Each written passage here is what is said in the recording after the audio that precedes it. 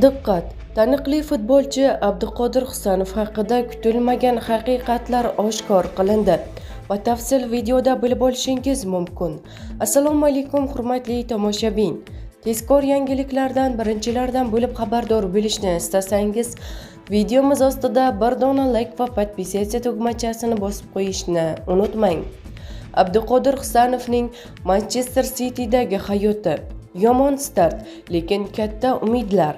Qishki transfer oynasida Fransiyaning Lens klubidan 33 million funt evaziga Manchester City'ga ko'chib o'tgan O'zbekiston terma jamoasi himoyachisi Abduqodir Husanov uchun Angliyadagi ishlari yaxshi ketmayapti.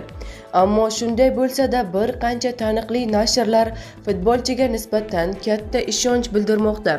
Xususan, Manchester City News sayti o'zbekistonlik himoyachining Angliyadagi qiyinchiliklari va undagi muammolari haqida to'xtaldi. Yangi jamoasida hozirgacha 9 ta o'yinda maydonga tushgan 21 yoshli markaziy himoyachi so'nggi 8 ta uchrashuvda asosiy tartibdan joy olmadi. Bu esa muxlislar orasida turli savollar tug'ilishiga sabab bo'ldi. Keyin bu oddiy moslashuv bosqichi. Angliya futbolining afsonalaridan biri Roy Keane yosh futbolchining bu holatidan xavotir olmadi. ITV telekanaliga bergan intervyusida u shunday dedi: Husanovning omadsiz debyutidan keyin asta-sekin o'z o'yinini topayotgani ko'rinib turibdi. Yangi mamlakat, yangi til, yangi futbolchilar, bularning barchasiga ko'nikish vaqt talab qiladi. Menimcha Husanov bu bosqichni yengib o'tadi. Bu har bir futbolchi duch keladigan sinovdir. Bournemouthga qarshi o'yin charchoq alomatlari. Husanov fevral oyida Manchester City'da oyning eng yaxshi futbolchisi deb topildi. Bu rahbariyat va muxlislarning unga bo'lgan ishonchidan darak beradi. Ammo mart oyidagi jahon chempionati saralashi doirasidagi bahslardagi charchoq alomatlari uchun qimmatga tushdi. Milliy jamoa yig'inidan qaytgan Husanov Bournemouthga qarshi o'yinda o'ng markaziy himoyachi sifatida harakat qildi, ammo u mazkur bahsda o'zini ko'rsata olmadi.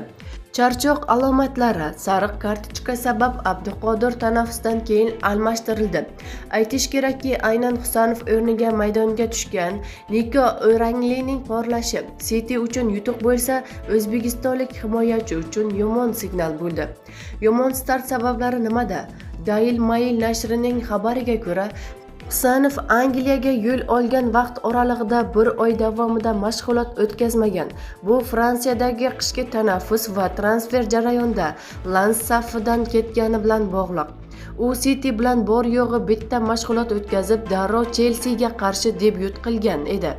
O'sha bahsda xatoga yo'l qo'ygan. Husanov 54 daqiqada zaxiraga olindi. Shuningdek, undagi til bilan bog'liq muammolar, murabbiyning ko'rsatmalarini to'liq anglamaslik ko'p narsani hal qiladi. Shu kabi detallar sabab Abduqodirning debyuti yaxshi chiqmadi, lekin keyingi bahslarda, aniqrog'i YCHL doirasidagi Real bilan uchrashuv yoki Appledagi Liverpoolga qarshi o'yinlarda o'zbekistonlik himoyachi yaxshi darajasini ko'rsata oldi. Abduqodir Husanov City'ning kelajak uchun qurgan poydevori bo'ladi. Manbalarga ko'ra, o'zbekistonlik himoyachi jamoaning kiyinish xonasida ijobiy taassurot qoldirgan.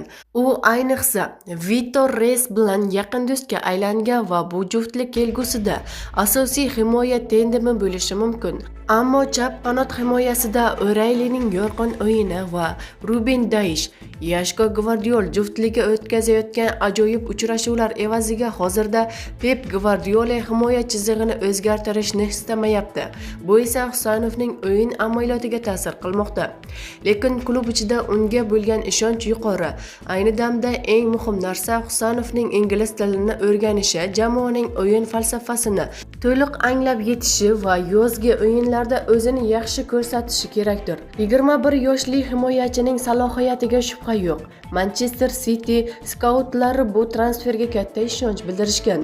Hozir asosiy muammo vaqt masalasi. Yaqin orada Husanov klubidagi o'z o'rnini topadi. Sababi ko'plab mutaxassislar uni Premier Ligadagi yangi yulduzga aylanishiga ishonmoqda, deyiladi xabarda.